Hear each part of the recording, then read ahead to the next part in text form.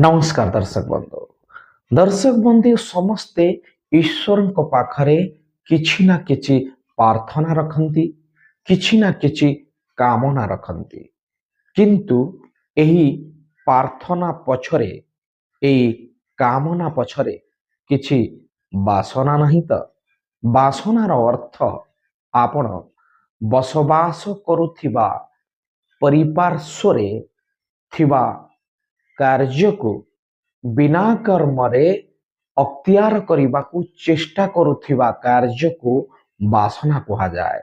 तेणु सदा सर्वदा कर्म उपरे लक्ष्य को केंद्रित करी समाजर लक्ष्य स्थल रे पहुंचीबा पाई चेष्टा करंतु।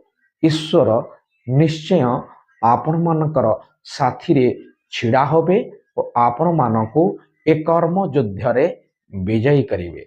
जय जगन्नाथ।